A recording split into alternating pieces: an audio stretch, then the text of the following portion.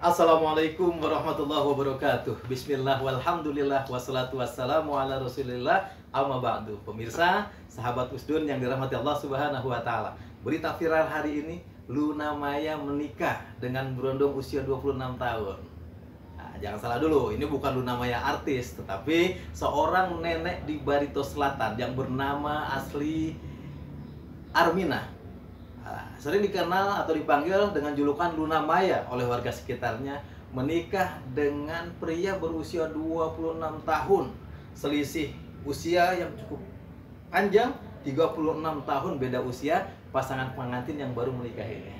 Pemirsa, sahabat Usdun yang dirahmati Allah, saya bukan ingin bergosip pria untuk menceritakan pernikahan Luna Maya dengan Rizky ini. Silahkan klik di channel lain tentang sosoknya ataupun viral videonya.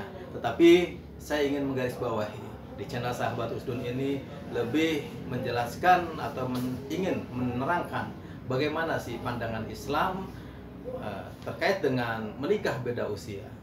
Rasulullah Shallallahu Alaihi Wasallam, baginda Rasul Nabi kita sendiri, menikah dengan Ummul Mukminin Bunda Siti Khadijah itu terpaut usia 15 tahun.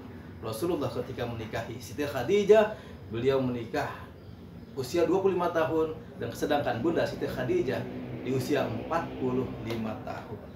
Misalnya yang dirahmati Allah Subhanahu wa taala. Namun ini bukan dijadikan patokan atau dalil bahwa seorang laki-laki harus menikah yang lebih tua. Tidak harus seperti itu. Nah, Rasulullah sendiri mengatakan, ketika kalian ingin menikah maka perawan itu lebih baik daripada janda. Itu salah satu patokannya. Kedua, bahwasanya Rasul pernah bersabda, nikahilah wanita karena 4 hal.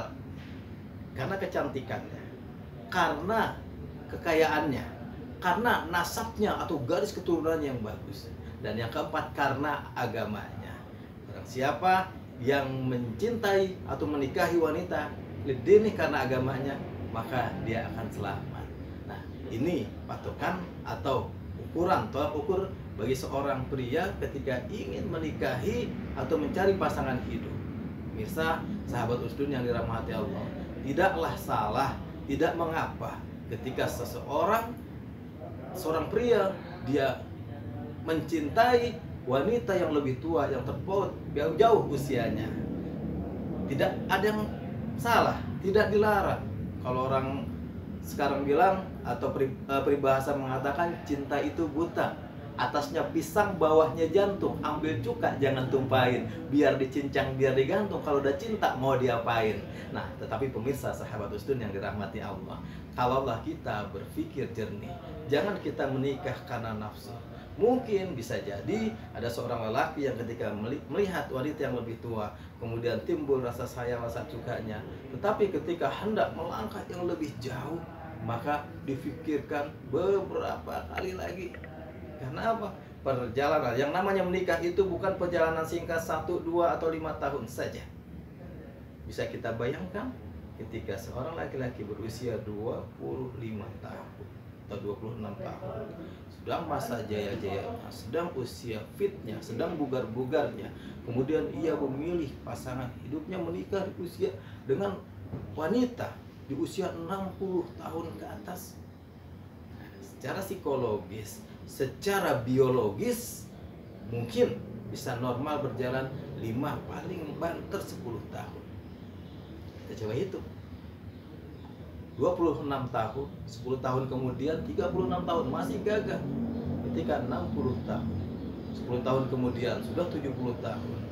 Nah, kembali, buat saya menyalahkan, kembali apabila yang didasari atau yang menjadikan dasar ia menikahi wanita yang terpaut usianya itu memang karena agamanya, karena ibadah. Bisa jadi orang tersebut ingin menolong, ingin ibadah, ingin menolong wanita yang dinikahinya itu. Silakan, tafadhol. Tetapi yang dipersalahkan adalah kalaulah ada seorang laki-laki yang menikahi wanita yang usianya jauh terpaut usianya. Satu, karena kecantikannya, mungkin dia bisa melihat sesaat saat itu cantik. Tetapi sampai berapa lama kecantikan itu akan bertahan? ketika ia mencintai atau menikahi wanita yang jauh usianya terpaut lebih tua karena harta, kita akan bisa lihat apakah nanti akan membawa kebahagiaan. Bisa sahabat muslim yang dirahmati Allah, dan buat antum para jomblowan jomblowati yang mungkin belum menikah, sekali lagi dasar atau patokan kita untuk mencari pasangan hidup, untuk mencari jodoh kita adalah 4 hal tadi. Lihat pasangan kita. Yang pertama, kecantikannya atau mungkin ketampanannya bagi wanita. Perlu, kenapa? Untuk harmonisasi cantik itu perlu, tampan itu perlu, tapi tidak menjadi yang utama. Yang kedua, harta kekayaannya. Harta juga perlu. Banyak sekali perceraian terjadi. Kenapa? Karena sang suami tidak bisa menafkahi istrinya. Yang ketiga, nasab, keturunannya. Lihat, ini sangat perlu, sangat penting. Kenapa? Karena ketika kita menikah, kita akan menghasilkan keturunan. Kalau nasabnya dari keluarga yang baik-baik, gennya dari atasnya sudah bagus, cakep, maka kita pun akan memiliki keturunan yang baik pula.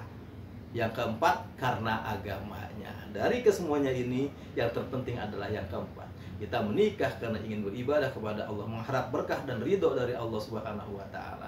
Ketika kita mendasari niatan kita untuk menikah karena ibadah, maka insya Allah keluarga yang akan terbentuk menjadi keluarga yang sakinah, mawadah, warohmah, penuh berkah dan ridho dari Allah Subhanahu wa Ta'ala. Demikian pemirsa sahabat usdun yang dirahmati Allah, semoga tayangan singkat ini bermanfaat. Wallahul muwaffiq ila aqwamit thoriq. Wassalamualaikum warahmatullahi wabarakatuh.